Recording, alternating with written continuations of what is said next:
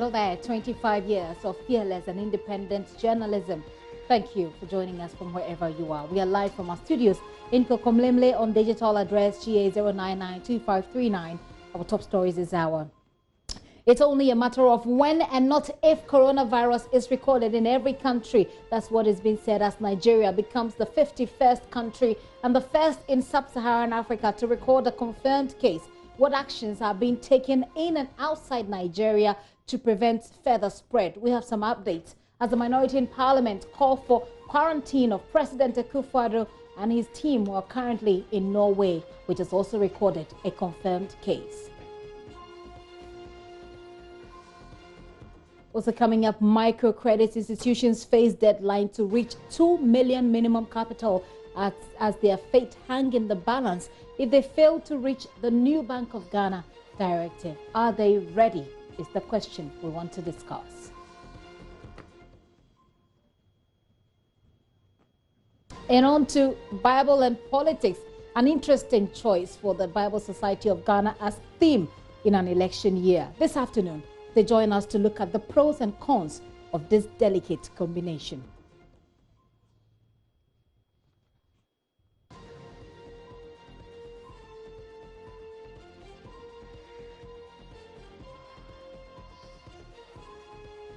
Those are top stories this hour. This is The Pulse with me, Gifty and Apia. Join us on DSTV 421, GoTV 144, and on YouTube where we are streaming live. You can send us a message on our WhatsApp platform 0540109009. My name is Gifty and Apia. This is The Pulse. Please be my guest.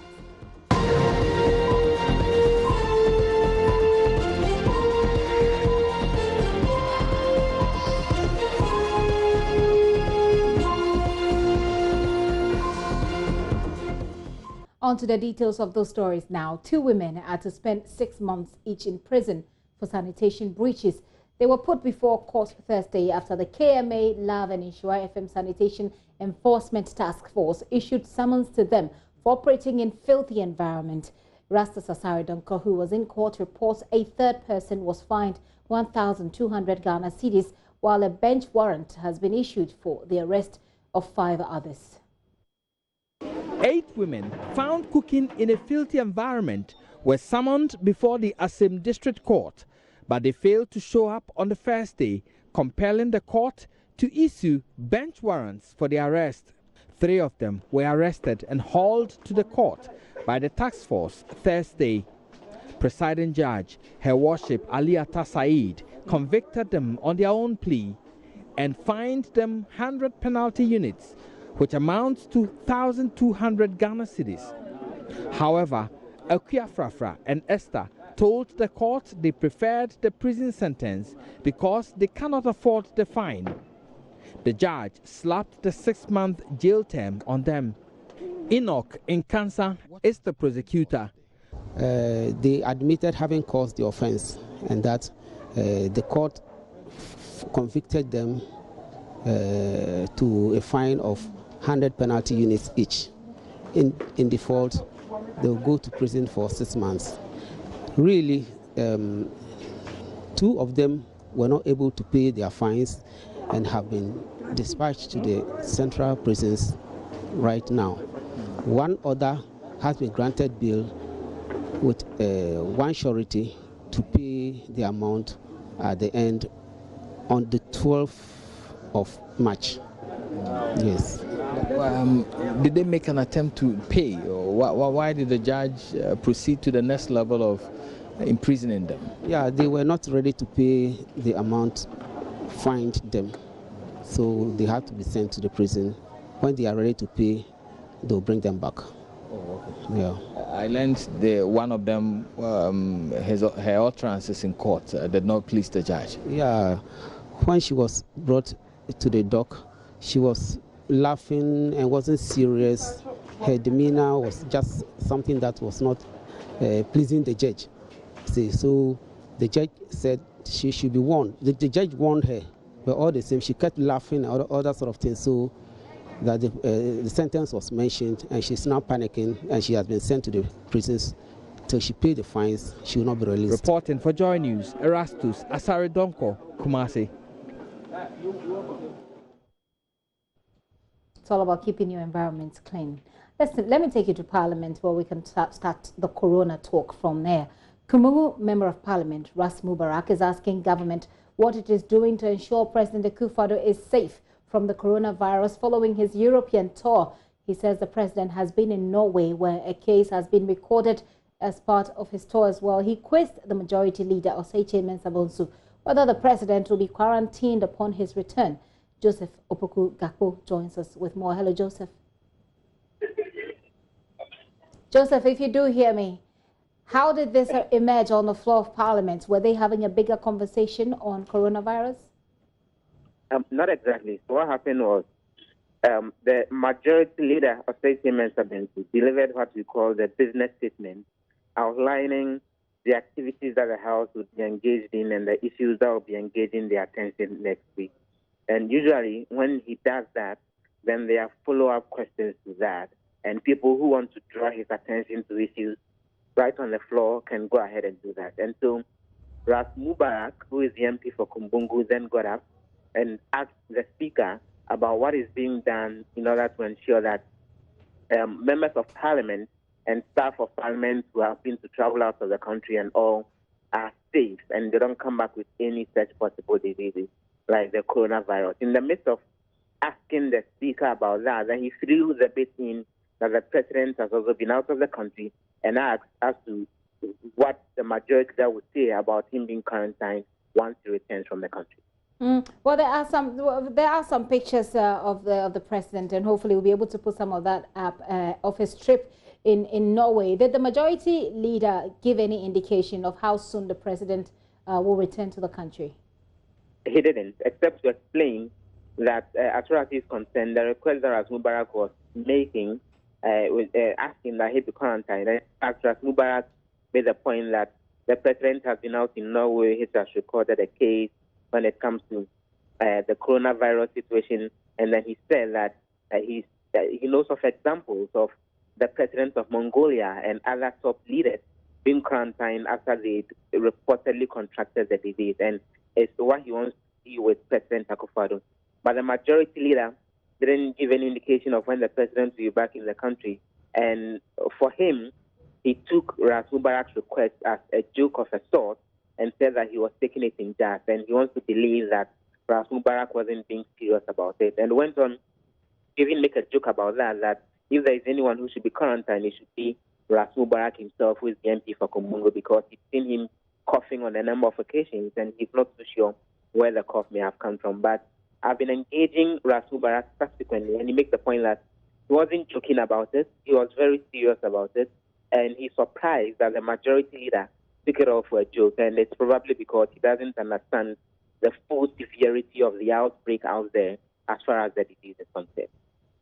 And so did it end at that, or was there any further deliberation on this matter? Because obviously people are concerned if there's a team, a Ghanaian team outside in any country, for example, in Italy. We know that Gift Yanti, for example, is in Italy, and the health authorities have indicated that people who are coming from areas that are, that have infected people will be quarantined.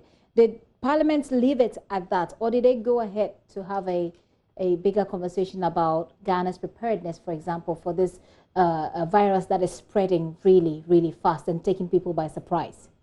So there was a bigger conversation, not about the quarantine, the quarantining of the president, but about the larger issue of the coronavirus. So, for example, the MP for North Tongue, who is a minority spokesperson on foreign affairs, Samuel Piotr Blakwa, reiterated the demand that they've made that Ghanaian students in Wuhan should be brought back to the country as soon as possible. And he said other countries have done it over the last few days. And so looking at the severity of the issues, steps should be taken to get Ghanaian students in that part of China back to town. Additionally, he made the point that last week when the business statement was delivered, he requested that the Minister for Health be made to appear before MPs. Yes, Joseph, go ahead.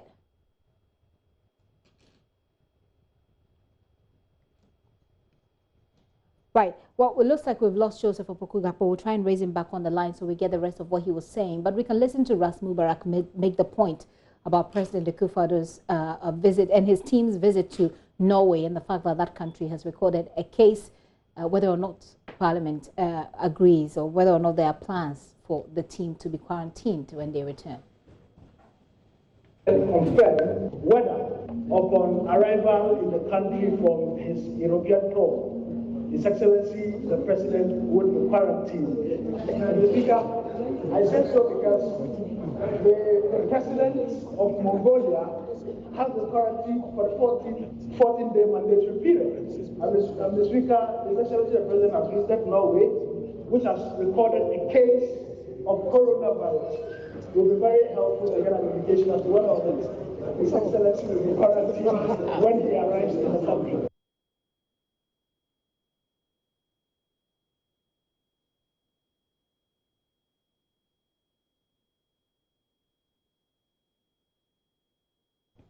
Ras Mubarak there making the point. We'll get back to Joseph Opoku-Gakpo in Parliament and get more on that.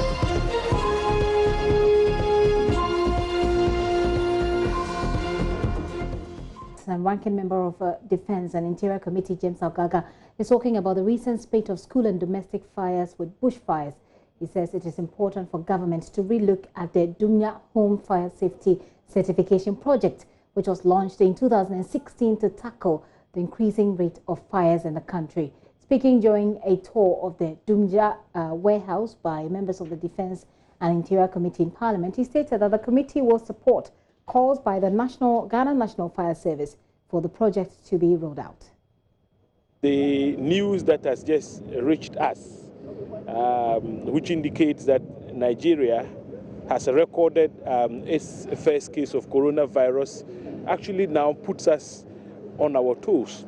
And so what that means is that a lot more is expected of us as a country to ensure that all those entering our country from Nigeria and other countries that have already recorded incidents of the coronavirus are properly screened.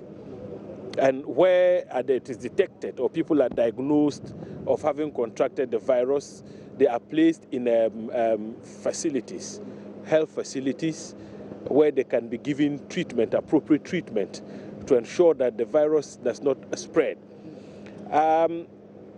We, as a country, we have a history.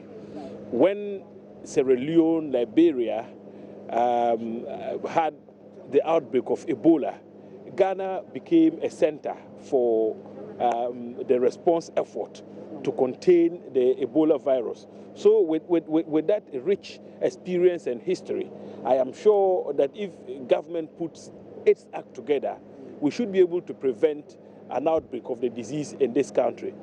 What is most important is for government to invest more resources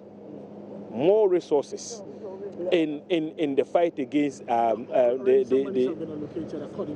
Yes, but listening to the health experts, some allotments have been made, but listening to the health experts, it appears that government needs to do more in terms of investing resources so that we are very prepared for any eventuality.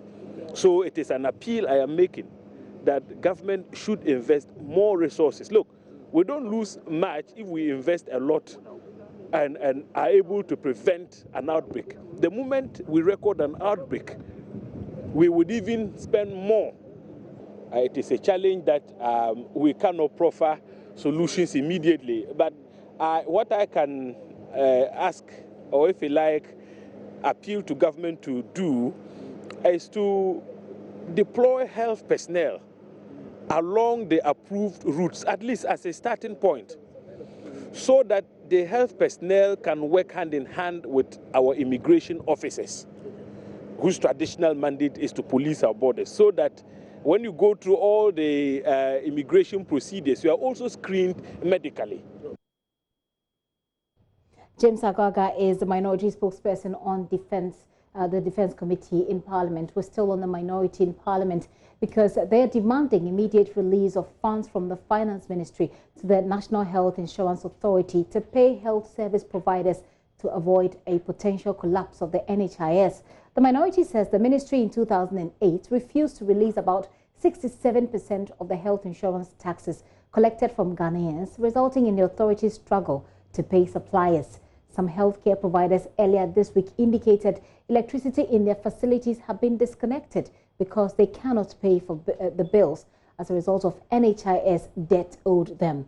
Ranking member on the Health Committee of Parliament, Kwabena Minta Akando, has been addressing the media on the issue.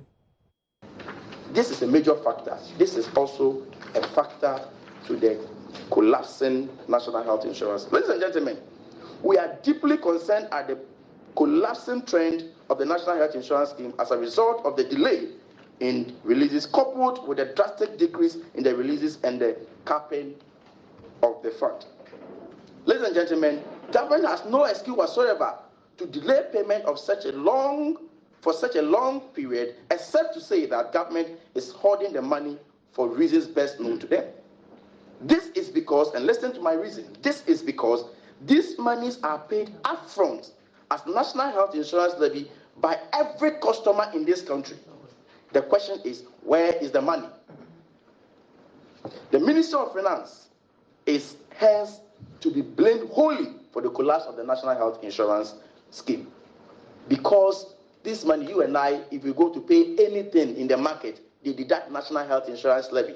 So it's not as though the national health insurance levy can be credited. No, we pay it upfront, just like taxes on fuel. So they collect it, and the law says that after 30 days after the collection, this money must be paid into the fund. So where is the money? And these monies are collected by the Ministry of Finance. So the Ministry of Finance must launch these monies into the account of the National Health Insurance Fund, show evidence of payment to the Ministry of Health, and will come back to the floor of the House every 6 months to report it. And I wonder what is happening now, because we've not seen such a scenario or situation. The minority hereby demands that the Akufo-Addo-led government immediately redeem its obligation under the law and release funds to resuscitate the National Health Insurance Scheme, which is currently under intensive care unit. I thank you all. The minority there speaking on NHIS arrears. Well, you remember the CROSSROAD, right? Let's talk to you about World War II veterans, showing the scare of bullet wounds he suffered on his head on the 28th February 1948. Yawasari, who is a World War II veteran, also took part in the protest on the day, shares a rare story of that particular day. He's been speaking with JoyNews' Latif Idrisu at the 72nd anniversary of the killing of the 3 ex-servicemen. 98-year-old Yawasari recounted how his contribution to the laying of the foundation of Job 600 is. There is more in this report.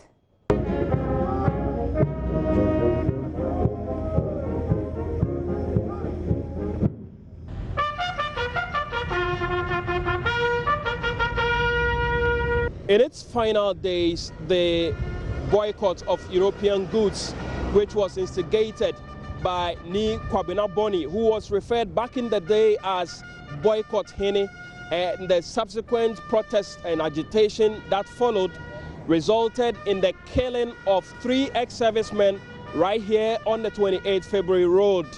The killing of Sergeants Ajete, Privates Odate Lamte and Corporal Atipo fueled the quest for political independence. Today, at the commemoration of the 72nd anniversary, some ex-servicemen are recounting what took place on that particular day and how it has affected their lives even today. Hello, Mr. Sari? Yes, Yawasari. Yawasari is a World War II veteran. Thank you for the He was here at the 28th February Road when the 3 ex-servicemen were shot and killed in 1948. We want to congratulate you Hold on. Those people, they never been the second war. I've been the second war. That's what he's asking. What's happening here, 1948, I'm including. See, there's a bullet. This is a bullet. 1948. Come here. I was the first president before the bill at the house. You are talking about the Job 600? Yes, I was included before the bill house. Before the independent. 1957. We fight here. Look at bullets.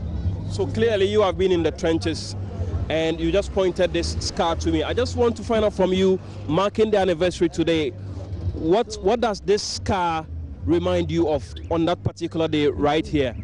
I don't want to talk. I don't want to tell you something. Congratulations to you, sir, and we wish you long life. So you will live to witness. 98. You are 98, so you live to witness a lot more of these in the anniversaries. So I'm going now. All right, thank you. Thank you.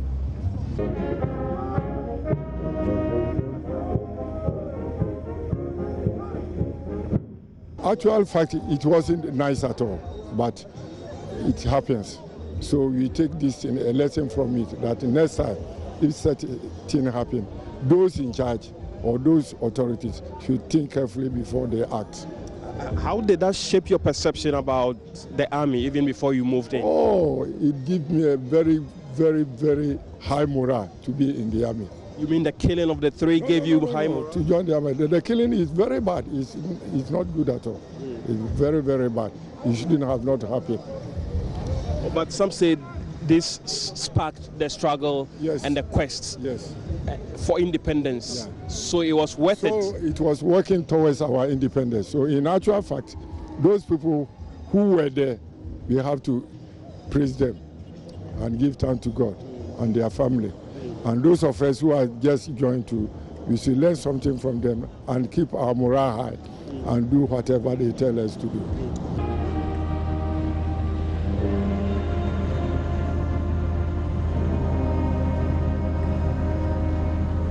So the three laid down their lives and paid the ultimate price in a quest for the political struggle and independence of this very republic.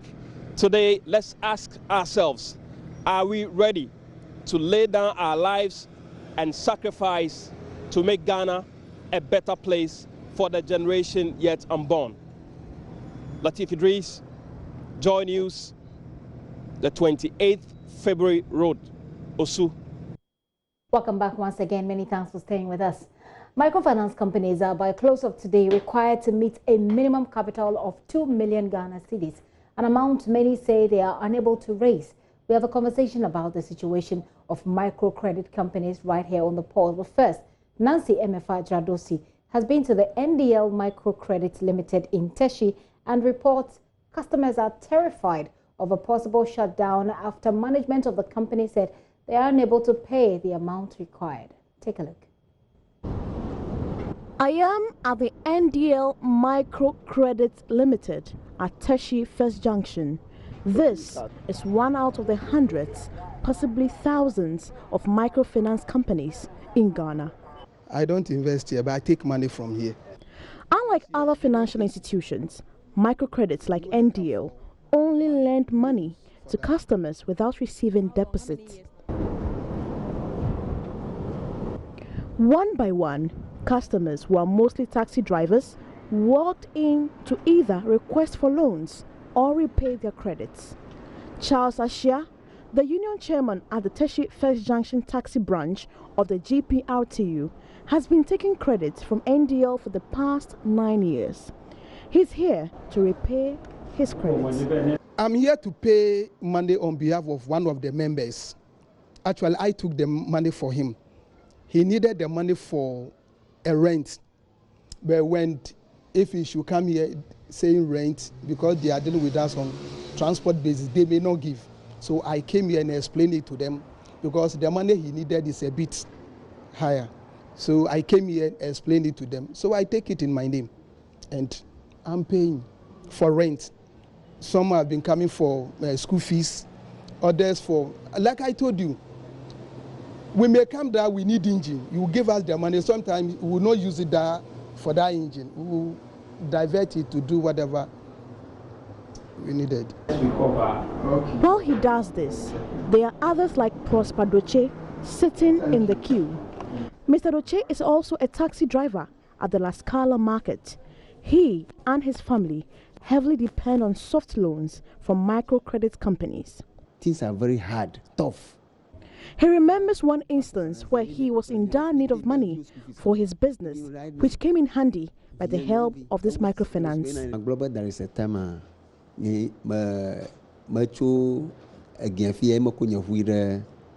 Keta.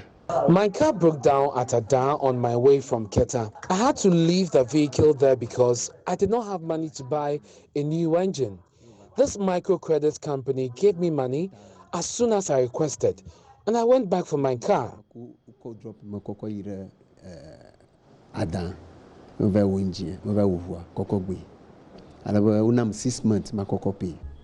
But the NDL Microfinance and others face a possible shutdown, as many of them are unable to raise a minimum capital of 2 million Ghana cedis by the close of the day. Monetary Manager of NDL, Ernest Owusu-Dakwa, says they will not be able to raise even half of this money. Now we are exactly 600,000. We are not even up to the 2 million that the Bank of Ghana is requesting for. Yes, we are not there yet.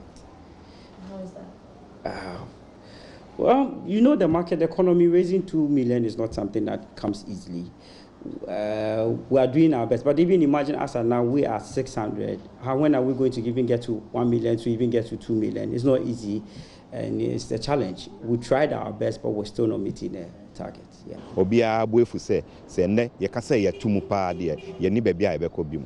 Edward Mate-Koli, a taxi driver, has benefited immensely from the microcredit company. He dreads a life without it. There's no way I'm about it are going to affect all my marriage and everything. I'm a firstborn. We visited the taxi rank at La Scala Market, where many of these customers operate. Officials of NDO on a daily basis visit their clients who repay their debt. Good afternoon. Fine. Hey, my boy.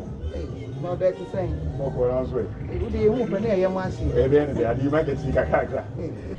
Madame Amen owns this spice shop. She took a loan of 1,500 Ghana cedis and has 3 months to repay. This means she has to pay 30 Ghana cedis every day. Today, she raised only 23 Ghana cedis.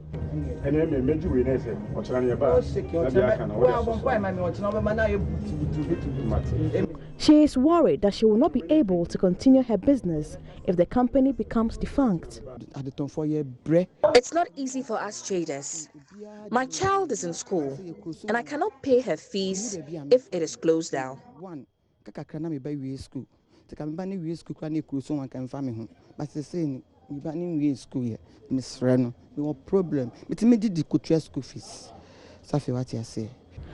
But other taxi rank customers gather around, each explaining what microcredits mean to them. Somebody is my lifeline, and that wire is being cut off. What do you think will happen? If you are giving me financial assistance or any other form of help, and then all of a sudden that ceases, then definitely you are more or less killing me. This job doesn't give us enough money. This is going to hurt us. We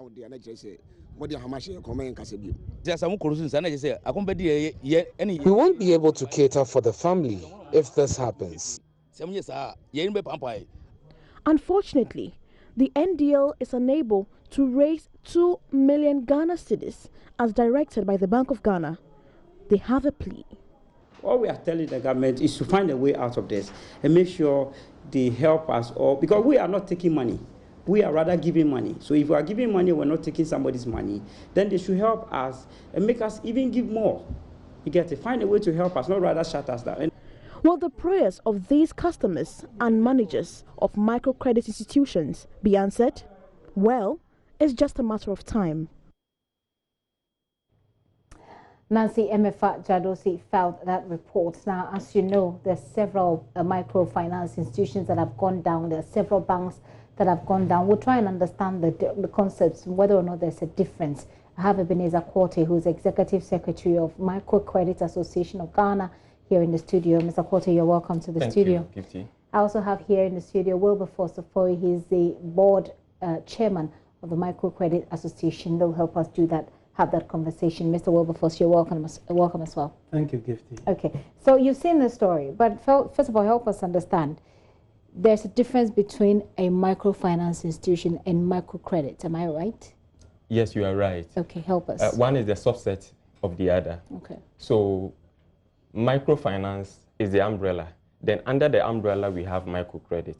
Basically, microfinance has two legs, microsave and microcredit. Okay. So what we do as microcredit institution is to perform one of the legs of microfinance. And by that, we are looking at providing financial services to the economically active but poor people of our society. Okay. So we don't take or accept deposits in any form. Okay. So what you do is that, do you have some money and then you give people credits from that money? Exactly. And they're supposed to pay back with interest. Yeah, exactly. So. Okay. Help us understand the interest regime. How does it work like? Yes. So the regulation provides for two sources of funding for our businesses, basically. One has to do with supporting the business with our own funds, and the other one requires that we can also borrow from the open market, basically from other financial institutions to on-lend to clients. Okay. Let me come to you, Mr. Ofori, to find out from you. The Bank of Ghana has given you a deadline, which ends today, I believe. Okay. What do you make of this? Yes, we have had a discussion with Bank of Ghana. About 2 weeks ago, we were at the Bank of Ghana. We discussed something with the heads of the department, and later we moved to Bank of Ghana. It's of the governor, and we met the governor and the directors. We discussed our issues with them, as you can hear our colleagues talking about. So they heard it. So it's not definite yet, but we are likely to hear from them. Okay. But you told them about the difficulties you're having in terms of We have been discussing it on and on and on. Okay. But I think the last meeting is what I'm talking about. 2 weeks ago, we were at the Bank of Ghana, the executives, and the microfinance. We have microcredit and we have microfinance. We all went there. They also have the same 2 million, and they have similar challenges. So we discussed it with them. They seem to agree with us, and they said they'll come out. We are still waiting for them, and we are pushing that something will come out so that the fears and all those things will go down. Okay. Well, we hope that works. But I'm looking at the Bank of Ghana's rationale. The Bank of Ghana's rationale to want to perhaps prop up the capital you have is obvious. Yes, exactly. It is to protect anybody else who is paying. I mean, if you don't have money to give to these people, in the same vein, they will still be hurt. I mean, they can't go about their business if you don't have money at the end of the day to give them the credit. And so I can understand where the Bank of Ghana is coming from. Don't you think that the Bank of Ghana has a legitimate position or concern when they want to raise the amount to that level so that you can just work towards it? Yes, Gift, you are right. We agree that this is a regulated business. And, basically, we are doing banking business. So regulation has to take place. But looking at our situation, what we do is to lend and lend only. So asking us to raise that amount creates some level of difficulty for us and for our operations. So what we are requesting Bank of Ghana to look at is, one, to review the minimum capital set by the regulator.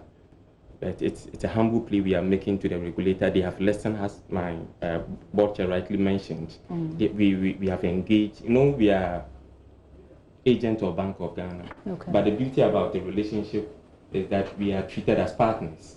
So we reason together. We have expressed our concerns and anxieties to them, and they have listened. We are asking that the amount is reviewed downwards for us. Okay. And the second one has to do with an extension. So that it will give us some space to raise the minimum capital. But we would prefer that the 2 million is reviewed at most. Okay. So regarding the review of the amount downwards, Mr. Ofori, what amount are you looking at beyond the 2 million cedis? It's not 2 million. It was raised from 60 to 100, then 300. From 300 to 2 million. It was 60 million? 60,000. Or 60,000? Then when we started, it was 60,000. That is minimum. Okay. Then it came to 100. Then later 300. Then now 2 million.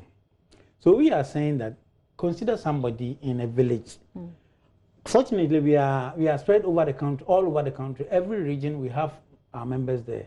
Somebody in a typical village who wants to support those in that area. Our plea is that they don't need the 2 million. They need something to support them. And you, as you went around, you heard the report, what they are saying. Some are helping taxi drivers. Somebody engine got broken, car engine got broken. He had to rush to them, and they gave him. So in some areas, especially in the remote area, they don't need the 2 million. That is what we are saying. Okay. So we are speaking to BOG. We are not as it's a plea. They are regulators. We work closely with them, but we are pleading that they should look at the figures and consider it. Giving a figure, I don't want to tie their hands. But it's about what you can raise, because you have indicated they have given you a figure. They said 2 million. Yes. And the figure is way above what you can raise at the moment. So perhaps you can. You are right. This is what is happening. As my chair rightly mentioned, you know, we are scattered across the country. We are over 500 member institutions and playing various roles in different sectors of the economy. Okay. So we are looking at the sectors that we are serving, and we're also looking at geography. And you can find us in every district of the country. So as Chair rightly mentioned, what we are looking at is let's assess the businesses on individual basis and see what we can do for them. Some of them, our members are operating in the urban and the villages. And the question we are asking is, can they be able to raise such an amount to play the role that, you know,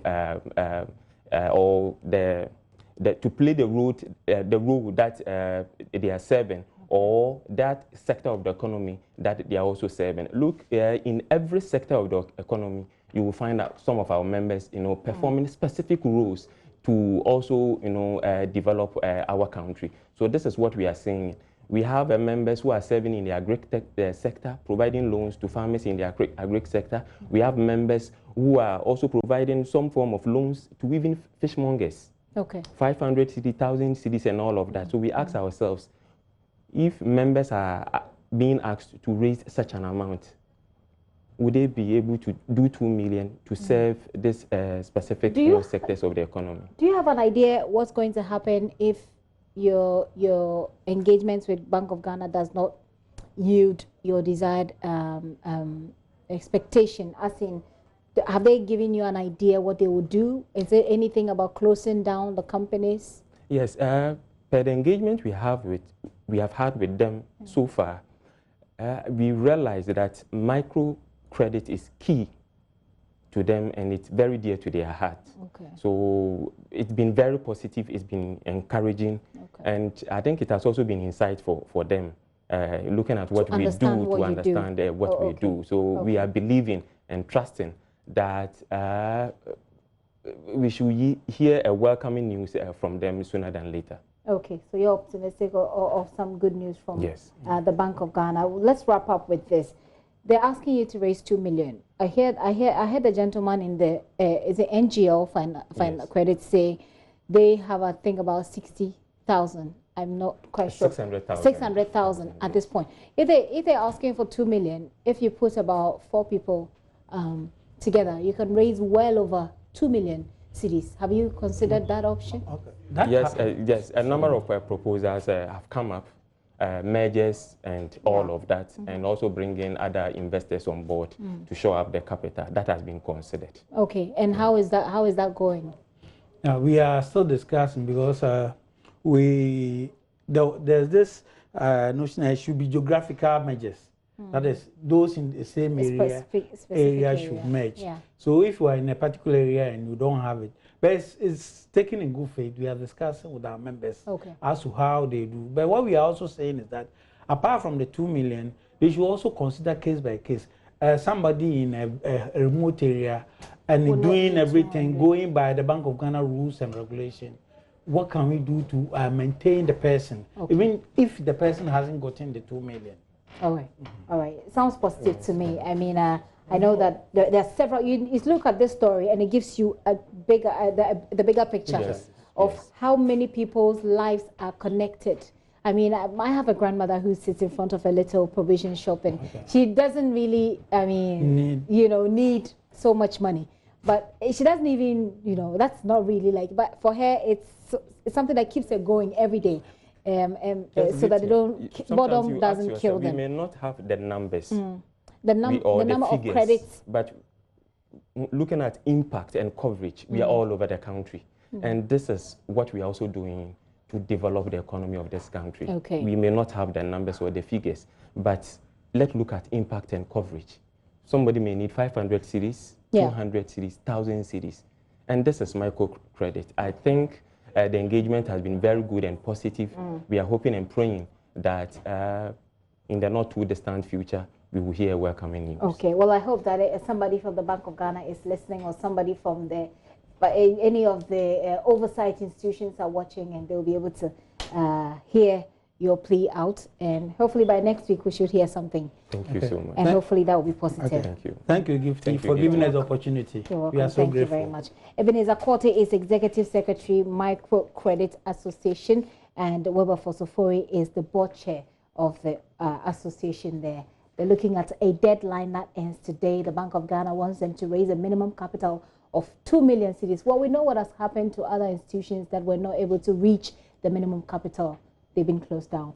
And so their fears are that if you close down these organizations, several poor people who are engaged in some sort of economic activity will go hungry. Several people will go hungry. And they're not people who need so much money. 500 cedis, 1,000 cedis. They say we have the money to give, but we cannot raise 200 cedis. I really hope that we get something good from this going forward. Away from that, faith-based organizations across the country are pushing for a complete eradication of all forms of vigilantism as the 2020 general elections draw closer. The groups, including Christians and Muslims, say they will not relent in their efforts to ensure that this year's election is devoid of any form of violence. Executive Secretary of the Humanitarian Catholic Church, Caritas Ghana, Samuel Zan Akologo, described as shameful the way in which young people are used by some political parties to perpetuate acts of violence. He said this at the launch of the group's 2020 elections project to educate, train, and heal individuals against vigilantism in Ghana's elections. The project is focused on targeting young people who have been abused by political parties or individual politicians by recruiting them as political party militias, popularly called vigilante. So we're targeting these young people, or even young people with who have the vulnerability to be drawn into this.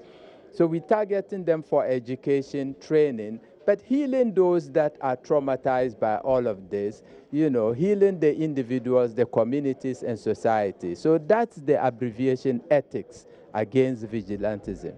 The other important thing to say is that we will work towards promoting inclusion or inclusiveness in Ghana's electoral processes.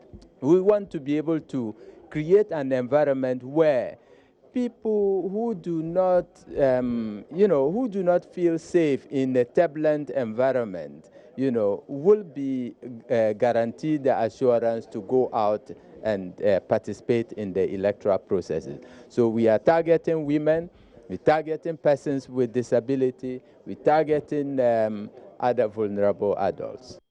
A young person that was used and dumped by politicians, used to do their dirty work and damned to your fate. Many people have suffered various degrees of injuries. Don't give yourself up for that. I want to talk to you about Bible and politics as we're talking about elections. Now, what do they have in common? Talking about Bible and politics, they appear to be an unlikely pair. But this election year, the Bible Society of Ghana is putting them together this year as part of the Bible Week celebration. So what's the rationale? We're joined here by the General Secretary of the Society, Reverend Dr. Enoch Ayata, for more on this. Doctor, welcome to the show. Thank you very much. Okay, so let's begin with the rationale. As I indicated, Bible and politics. Ideally, they should mix, right? Because politics is for politicians are supposed to be there for the people. Exactly. And the Bible is all about the people. the goodwill of the people and living right. Exactly. Does it surprise you that people are even asking about the rationale that for putting that together in your theme for this year? No. Okay. I'm not really surprised because it's a question of people coming to the right understanding of issues. Okay. Because if you look at the Bible, it is the word of God for humanity. And therefore, it addresses every facet of life, including governance and politics. So you find that God started with the Israelites, and he wanted to be part and parcel of every aspect of their lives. And so he told them what to do and what not to do. If you take the Old Testament, you see their relationship with God and with other people. When you come to the New Testament, you find Christ also showing how we can live with ourselves and be able to have harmonious relationship to move society forward. That is why you can bring the Bible and politics together to get the best out of it. I'm asking this because people have found it interesting. Some people have said that I know a lot of pastors. I know a lot of pastors who say, "Well, I don't want to get involved in politics." I know a lot of church members who have said, "I don't want my pastor to get involved in politics."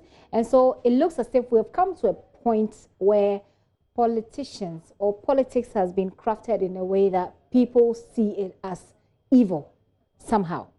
And so it becomes difficult for people to accept the two coming together. Is that a problem in a country that boasts of over 70% of its people being Christians? Yeah, my sister, that shouldn't have been the case.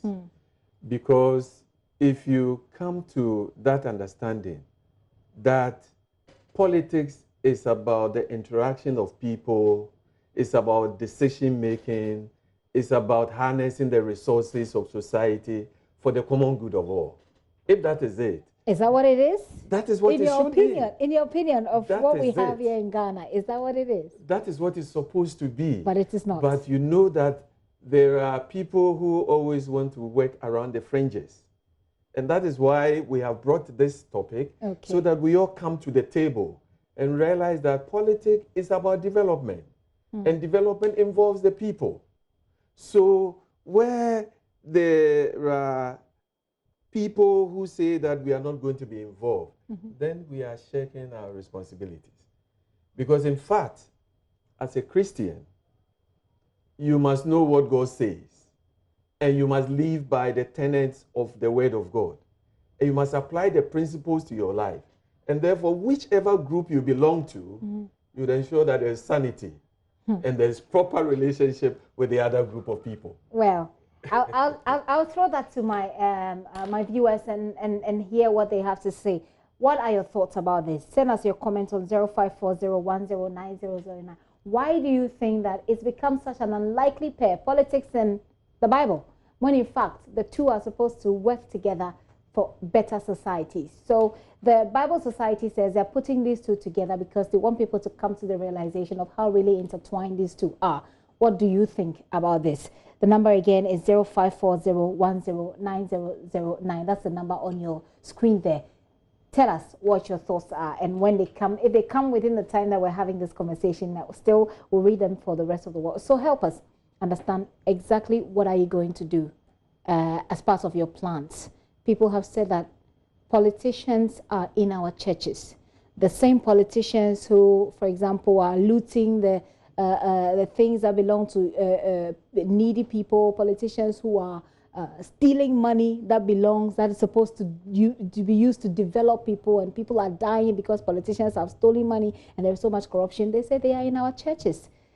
Would you say that the churches have failed in its mandate? Not at all. Okay. Because let us also situate this in the sense that we would not say all politicians are evil. They'll say majority. Well, majority depends on what kind of survey you're doing and study you have done. True. Okay. So generally, politicians, yes, there are some in the churches. And if we say 70% of Ghanaians are Christians, then perhaps the majority are in there. So what it means is that we need to educate ourselves. The rationale, as you asked from the onset, is to bring people to the table and get education about what God says about these things. Because what you would realize is that some people know what is right. I was going to ask you, that do we not know what God wants us to do? Yes. God doesn't want us to steal money that doesn't belong to us. Exactly. So that means that you need to bring the people's mind back. So we are reminding people of their responsibilities as Christians. Emphasizing okay. what the Bible says and the fact that the Christian life is a way of life. It's not just something you profess, but something you practice. And it must show in everything that you do, including relationship, including taking up responsibility in the public sphere, including management of resources that are put in your care and all that. Okay.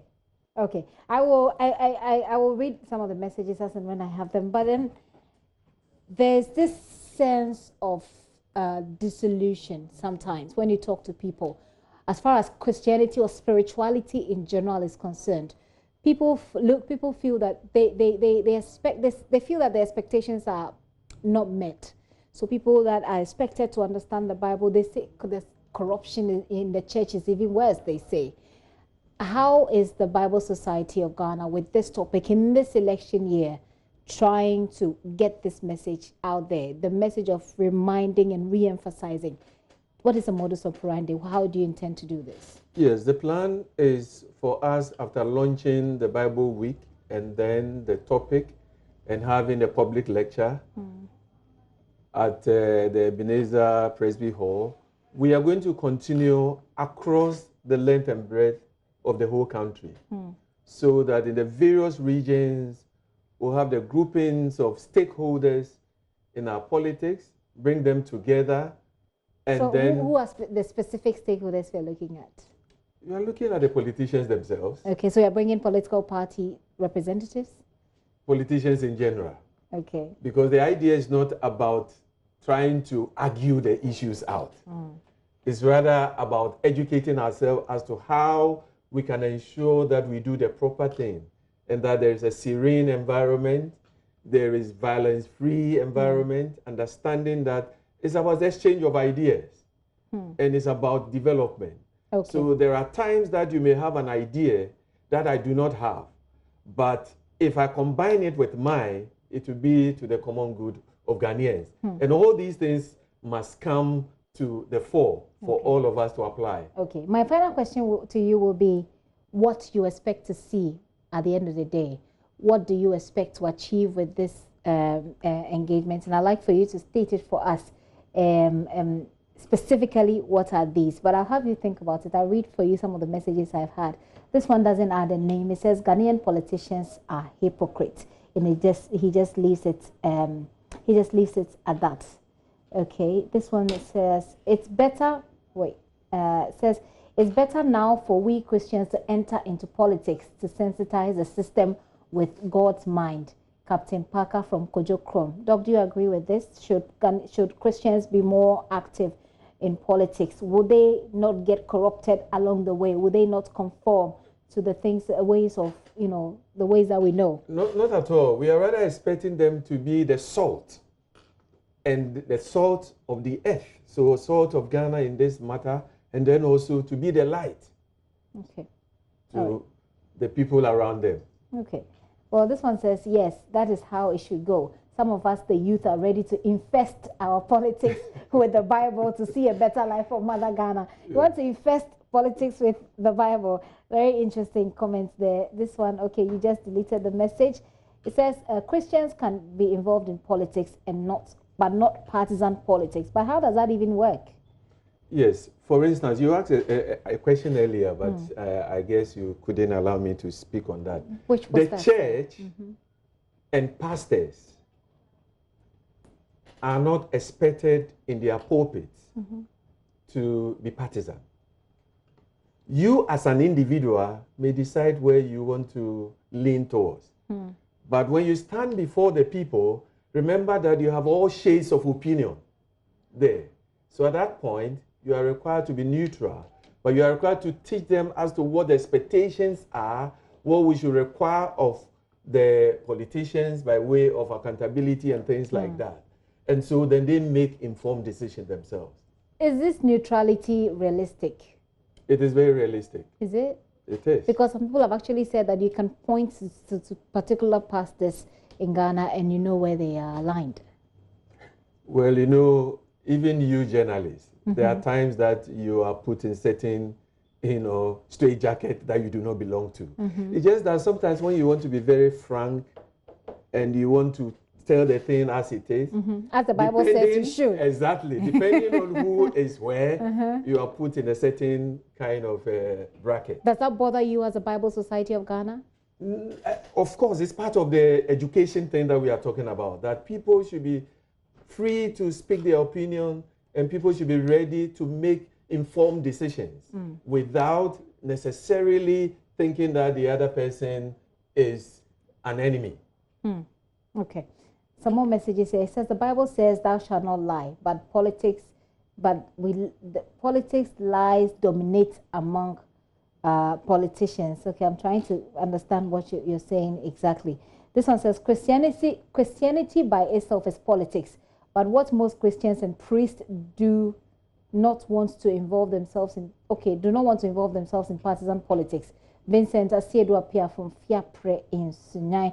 Vincent, I hope you are not being beaten on the road, on the street as well, and I hope that you are safe where you are. Says Gifty, good afternoon. This perception that Ghanaians have and allow cruel people to lead us astray.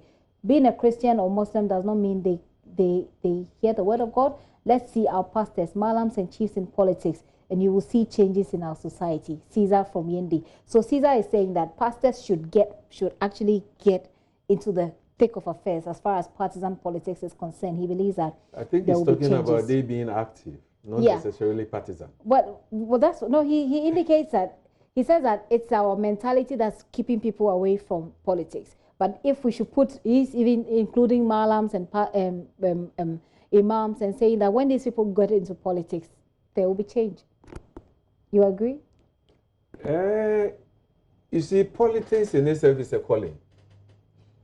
Okay? Okay. So if you are called as a pastor to go that way into partisan politics, and indeed it's a call of God upon your life, then yes. Should you still go ahead and preach? I mean, as in, preach, yes, to win souls, but should you still go ahead and pastor a church? But that is where I'm telling you that when it comes to the pastoring of church, where you have shades of opinion, you don't want the church to be divided. Okay. You understand? Okay. So you can espouse what you think, what you believe, but allow the people to make their decision. Okay. He says, Gifty, I endorse and have interest in the topic under discussion on Bible and politics. In my candid opinion, I think it's about time Christians rise and took up leadership positions in the country, both in politics and chieftaincy as well. But it always baffles my mind why good Christians within society always want to run away from these. Please, ask the man if in case he is appointed a minister, will he take it? Elder Daniel Edu, COP Jamasi. He says I should ask you if you'd like a ministerial position. Tell him that I'm already a minister of God. And that the work of Bible Society of Ghana as the Chief Executive Officer and the General Secretary, I really bring together shades of opinion. And I really talk about being civil in our attitude so that at the end of the day, there is that, sanity in our system. Okay. So it's not really being given a ministerial portfolio that matters. Okay. Because as you noted, we are speaking about the generality. There are only a few that may be given appointment, and you should not be motivated by appointment. Okay. Until we find Christians and God-fearing people in politics, our country will not see the needed results as expected. Sambian Alfred sends this from Bunkurugu. Thank you very much for sending that. He says, Jesus himself practiced this, but not in the wrong way. Drawing his disciples close to him, he used every means to win them.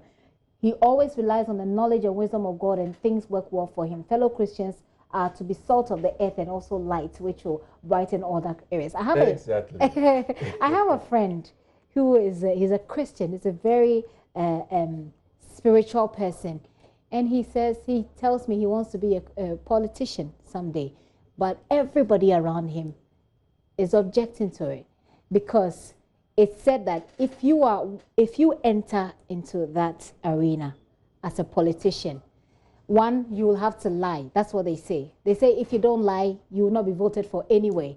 The only way to get voted for is to lie. They say if you get in, your morals will be corrupted because that's how the system has been built up. Let that be your last but one comment, because I want you to answer to the expectation. What do you make of that to young people who want to aspire to that level? Exactly. Picking up from what the last person who tested talked about, the salt. You know the qualities of salt. You put a little salt into soup or whatever, and then it makes it tasty. So yes, there could be many more people there who may not be practicing what they profess as Christians, but once you get the right people into it with the right orientation and they start, gradually they will affect the majority. When you are alone, so when you put a bit of salt in the soup, yes, it will give it the taste. Yes.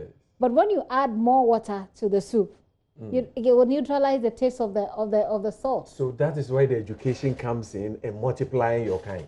Okay. You understand? So we talk about it, you talk to, so it's one-on-one. It is almost like discipleship. I see. Okay. Unfortunately, I've run out of time. It's a conversation that I'm having a lot of fun with. I mean, there are so many questions on my mind, and I'm hopefully getting some answers. But we need to wrap up. So I'm back to the question about expectation. What is the Bible Society of Ghana's expectation at the end of the day? What do you want to see, especially with the elections coming up in December? Yes, the Bible Society of Ghana, as you know, is a non-denominational Christian organization that is a servant to all the churches. So our expectation is that we'll be able to bring all the Christians within all the churches, and then also to educate them on our rights and responsibilities as citizens, and therefore our involvement in this year's polls, starting from your home, ensuring that even if you and your wife are on different sides of the equation, you still work to understand it, you and your children, and then come into various organizational groups, ensuring that they keep talking about it, keeping thinking through how best can we really, somebody used the word which I want to borrow, infest. Infest. How do we infest our environment, the people around, so that we're seeing a remarkable change in our attitude towards politics. Okay. Again, with the youth, our idea is that we should be able to educate them to the extent that they would not get attracted by some little gifts to engage in violent activities. Okay. Rather, it should be sharing of opinions and ensuring that at the end of the day, the person or the people who win are people that we have entrusted with our authority, and we must then hold them accountable. Okay. I just want you to just give me a very brief message for the politicians, especially for the two main political parties. Usually, that's where the problem is, and we know that for sure. NPP and NDC, your message for them as we go into the election, the Bible Society's message for them. Yeah, my message for NPP and NDC, and in fact, all the political parties, is the fact that we must see politics as an avenue for the progress and development of our country. And therefore, in wanting all of us to be included, we must ensure that when people are expressing their opinions, they should not be targeted, but rather the ideas that they are bringing to the fore must be taken and perhaps analyzed. And where they are workable, we try to use them to advance the cause of our nation. Okay. We also want to say to the various youth groups within these political parties that they must know that Ghana is even more for them than for the aged. And therefore, they must ensure that in every activity that they undertake, they want the unity of Ghana and the progress of Ghana to come to the fore. Thank you very much, Doc, for coming. It's been a very insightful conversation. I've been talking to Reverend Dr. Enoch E. Ayata. He is the Bible Society of Ghana's General Secretary.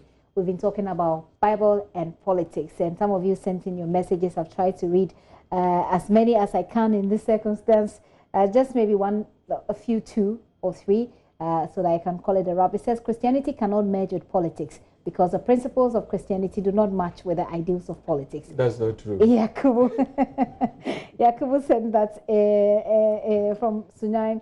And this one said, politics has nothing to do with Christianity, from Ameyao in Bobin. Well, thank you very much for sending your messages in, and thank you for being a part of this conversation. I'm tempted to read this one as a final message. It says, pastors can give politicians some ground rules, like politicians in my congregation will have filed their financial disclosures, won't get named on various scandals, go beyond the law when it comes to ethics. Yes. People should even avoid the appearance of impropriety, and the church can drive that. Exactly. He says also politicians are in the whole country. Look at the number of government employees who cause the most churn. I'm not sure what that means. He says we will all say police take bribes. We've had customs take bribes, TDC corruption. Don't these people go to church? Can pastors help reform these members? Very good point to stop on. Perhaps we can take up this message, this conversation another time.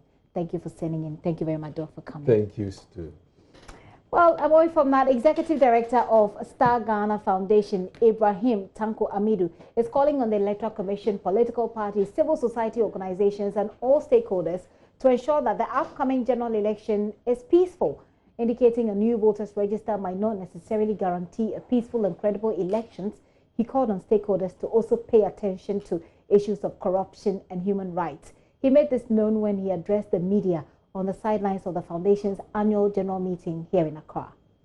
The Star Ghana Foundation will, however, continue to exist and will continue to support national efforts to promote good governance and social inclusion, which is why we are supporting 26 organizations around the 2020 elections. So the foundation will continue to exist and will continue to mobilize resources and support the efforts of the media and civil society. We're looking at good governance, that's number one. So fighting corruption, ensuring that our elections are credible and peaceful, and that we provide opportunities for all categories of citizens to be part of the governance. So we're looking at social inclusion. We're looking at the voices of women, young people, persons with disability in our governance. But we are supporting a number of civil society organizations who are engaging with the EC and engaging with the political parties and engaging with other stakeholders to ensure that the elections are peaceful and credible. It may be that the register is one of them, but there are other issues that also have to do with peaceful elections and credible elections, and we're focusing on all of that, and not just on the issue of the register. And from politics and the Bible, we turn to students, the Bible, and immorality. And this group, Back to the Rock Ministries, is a Christian volunteer group in Ghana that has been engaging students in our secondary schools on how to shun immoral acts in the face of increasing social media influence in society.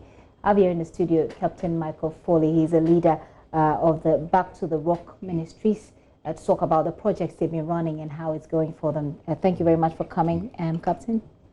Thank you for having me. So tell us, what have you found in your engagements with young people in the secondary schools? Well, what we do is we take the gospel to them instead of waiting for students to come and hear the gospel. We take the gospel to them because it looks like we are ignoring or overlooking the youth. So when we go to these schools, we do two-day programs. The first day we preach Christ. Then the second day we take topics like immorality, godly obedience, and then the things that are relevant. Okay. When you say that we are ignoring our youth, are you saying that based on what you have found with your interaction with these students, and why do you say we've ignored our students? Is that how they feel? That's how they feel, and this is what they tell us. Do you ask them why? Why they feel they've been ignored? Well, we find that there is a vacuum. We found there is a vacuum in reaching out to students. Okay. You know, the youth. You see, we are all expecting a better future for Ghana. And the way to get to a better future is to bring up God-fearing youth. And from our interaction with them, it looks like we've overlooked them over the years. So we have this ministry, which is a purely voluntary ministry. We go to schools. There is no expense to any school at all. So whichever school invites us, we go. Like I said, the first day we preach Christ. Then the second day we take on subjects like obedience, godly. Yeah, I get that bit. What I'm trying to find out is the things that have come up from your interaction with the young people, because constantly we're trying to understand young people and the things that they go through right now. I mean, I'm sure when you were much younger, there were things you did, and later you look back and you thought, oh, I've been stupid. I have done certain things. I look back. So consistently, we see that society tries to reach out to young people, but every generation comes with its own dynamics. We're looking at social media in our time, which is really causing a great problem in there. I'm trying to find out what are some of the things you pick up in your engagement with these young people, and how we can deal with those things. Yes, exposure to social media has made immorality more accessible to them. No, social media is just a medium to either express what's in your heart more easily, or to drag students into what they don't want to do. No, we find out that social media, as you know, is a very good tool. I mean, I find social media very useful. Like I was saying the other day, I went on a trip and I left my Bible commentaries behind. I was in Canada for 2 months. Very quickly, I went on Google and I downloaded about 6 commentaries, which helped me in my Bible studies. But today, the youth don't do that. When the youth are going for social media, they are looking for pornographic things, mainly. So we have to find a way of redirecting their attention to living a godly life. Okay, based on that, what sort of advice do you have for parents, advice for schools, school authorities, as to how they can reach out more to these young people and prevent them from getting into immoral behavior? Well, we have to preach more of the gospel. That's the bottom line. That's the foundation. Some of them, you see, some people have actually said that when you go to the house, children of men of God or children of pastors, they tend to even be worse. Is the focus really about just preaching the word of God, or somehow, somehow trying to understand them and reach out more to them, talk to them more? Where does it lie? You see, the devil did not start its activity yesterday. The devil's plan is to confuse and distract the youth from what God wants them to do.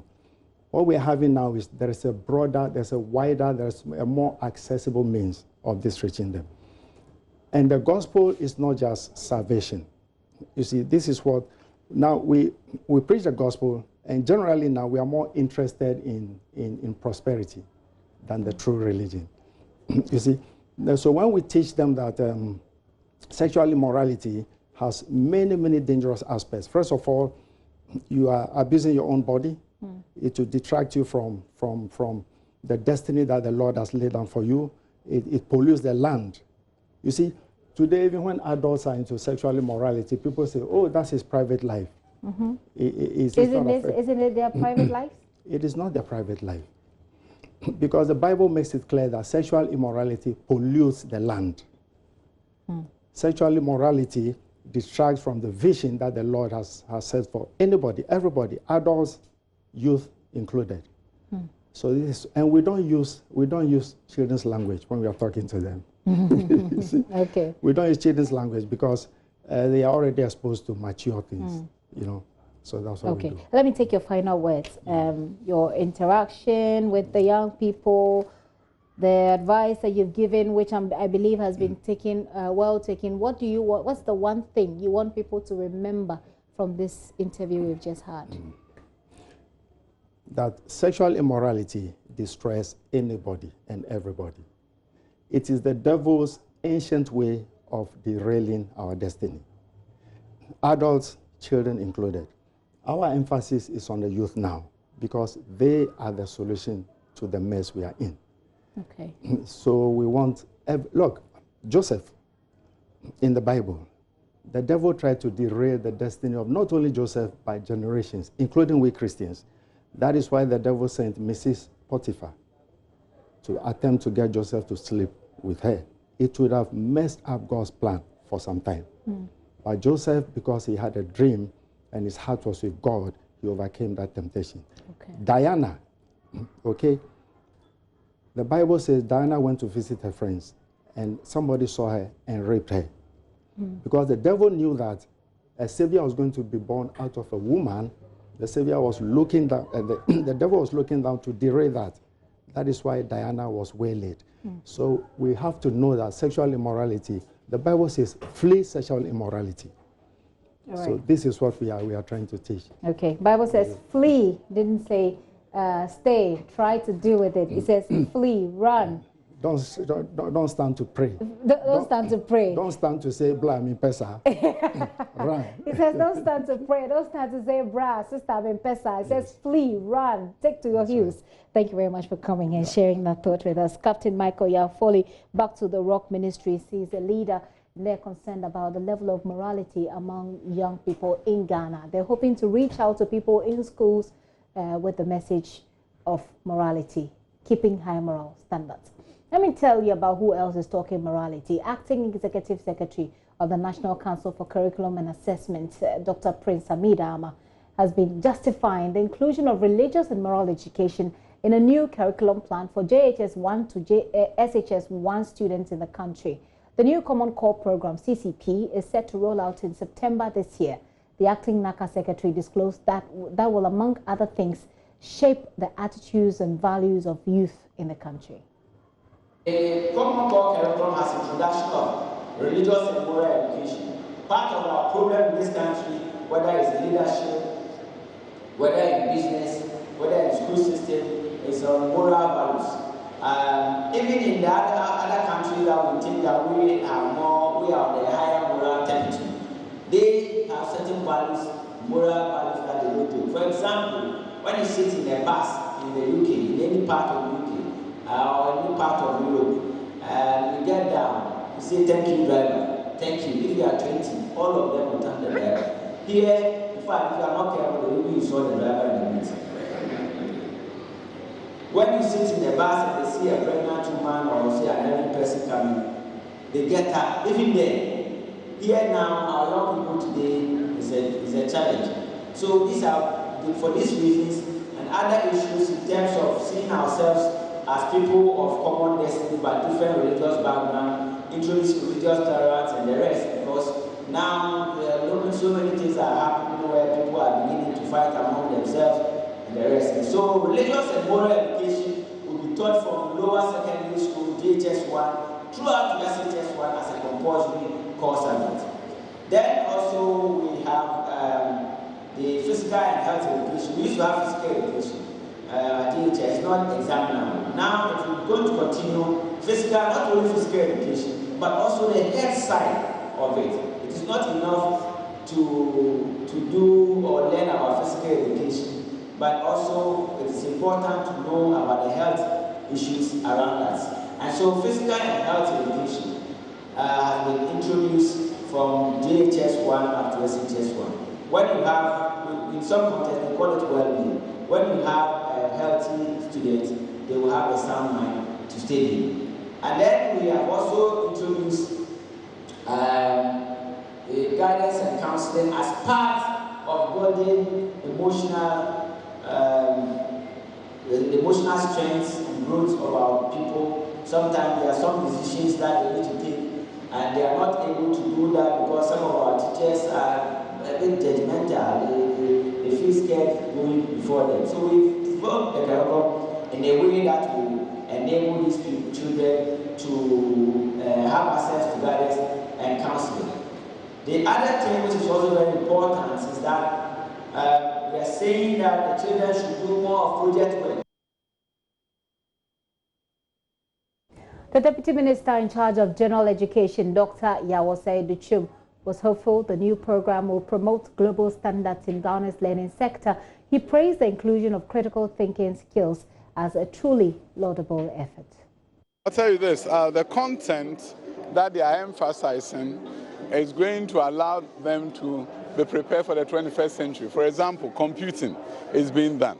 We have also made sure that when students leave our school, they will be critical thinkers, they will be creative, and they will be effective communicators. So bottom line is this. They are implementing, or NACA is proposing a curriculum that will ensure that the 21st century needs of Ghana is well catered for. And they are also ensuring that every learner has a certain foundation in history, certain foundation in English, certain foundation in mathematics and the sciences. So you will not have a situation where, because somebody did science, they are short on the history of Ghana.